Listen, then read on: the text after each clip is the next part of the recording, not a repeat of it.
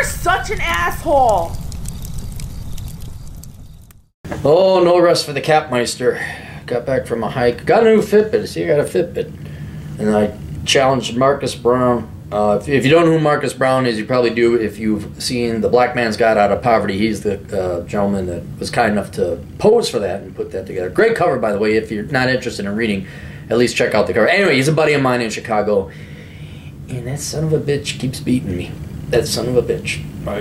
Not to besmirch Mrs. Brown, because Mrs. Brown is very nice. I am saying your son is a pain in the ass. That's basically, you are lovely, Mrs. Brown. Your son is a royal, obstinate pain in the ass.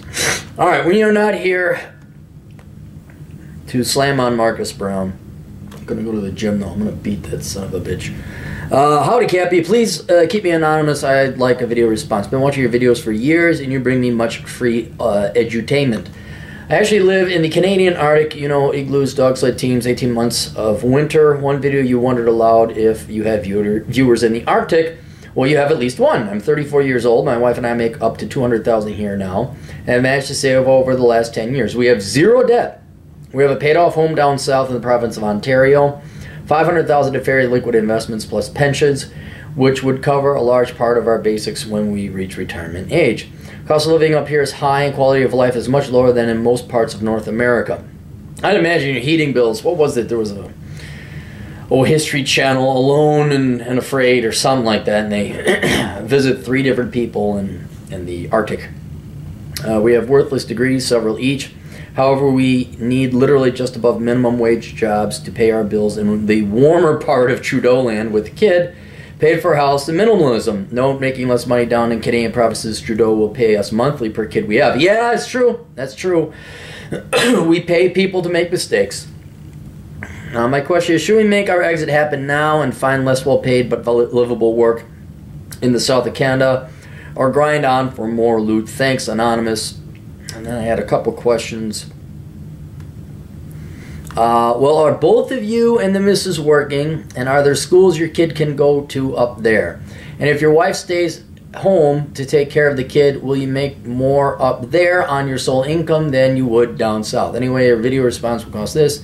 Da-da-da says, all right, we are both you and the missus working. Yes, we both bring in just over $100,000 each. And there are schools your kid can attend, yes, but the quality can leave much to be desired.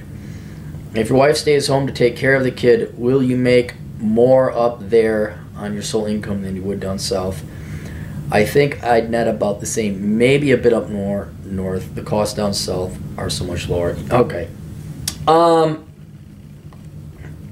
Here's where I'm hung up on. The only thing keeping you from going south is twofold, of which it is relatively moot or debatable depending on how you handle it. One, you're that close to FU money. You're that close. I'm wondering if you can't just grind it out another year or two and then go south. You got $500K liquid assets, house, da-da-da-da-da. Maybe just as like a little safety cushion, maybe you spend another year up there. And then the schools. You think the schools are better down south? Okay, I'm just thinking like maybe the kid be up north, it's a little bit harsher. There'd be normal, meaning kids that aren't just pampered in Quebec, or not Quebec, Ottawa. But you say you're not that excited about the schools.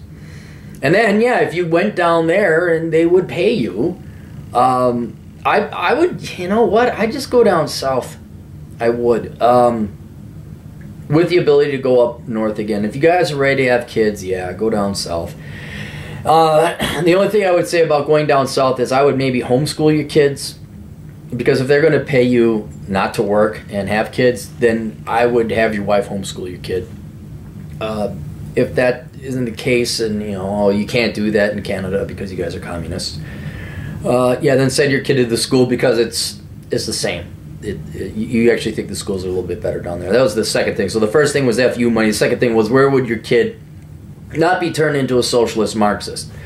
If the schools are on par, then I would just go down south for the health of your family. And if financially the cost would be the same, even with a a minimum wage job, yeah, I'd be going south. Because you could do that for a while. You know, you can always work the Bakken oil fields. You can always go to war. You can always work security in Saudi Arabia or whatever. You can always work the night shift, but inevitably that wears on you and takes a toll. I think when you have your kid, go down south. Practice having the kid up north. Get pregnant up there, bang it out, and then wifey poo's, you know, whatever, 6 months pregnant that she can't do her job no more. Make whatever money you can. Get the hell out. Go down south. Set up a new life. Yeah, and then you guys are pretty much taken care of. Just make sure you don't tap into the capital. Make sure that that keeps growing. Work whatever job you want or can down there. I try to do the crazy nuclear family thing where the wife takes care of the kid. And I would homeschool if you could, because I cannot imagine what it's like going to a Canadian public school. Do you have white? Fuck you. You're bad. All right, that's it. Questions, answers, assholeconsulting.com. We'll see you later. Toodles.